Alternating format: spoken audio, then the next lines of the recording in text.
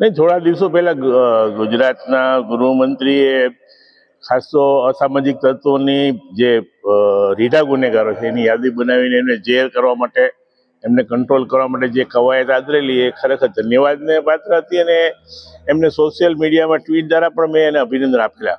પણ સાથે સાથે એવું જોવા મળ્યું કે ઘણી બધી જગ્યાએ જે ગુનેગારો છે એમની સામે કાયદેસરનું જે કાર્યવાહી થતી હોય, એમને સજા થાય એ માટે પોલીસ તંત્ર ચોક્કસપણે ન્યાયિક કોર્ટમાં કાર્યવાહી કરે, એ બધું સમજી શકાય.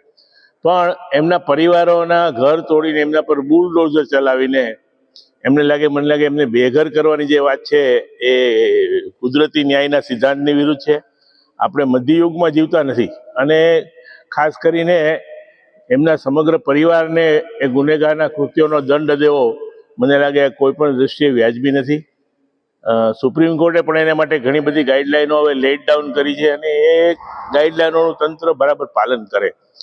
કોઈનું મકાન કે ઘર સરકારી જમીનમાં હોય કે કોઈ અનધિકૃત દબાણ હોય તો એને પણ યોગ્ય નોટિસ આપે, એને બચાવ કરવાનો સમય આપે, અને જે કાયદાની જોગવાઈઓ છે એનું પાલન કરીને એમના મકાનને કદાચ તોડવામાં આવે તો હજી કદાચ ક્ષમ્ય ગણાય. પણ સીધું કોઈ ગુનેગારને કોઈ આતંકવાદી હોય, કોઈ દેશદ્રોહ હોય, એ રીતે એના ઉપર બુલડોઝર ચલાવી લેવું મને લાગે છે આ કોઈ પણ દ્રષ્ટિએ વ્યાજબી નથી, અને એના પરિવાર સાથે આ મોટો ઘોર અન્યાય છે.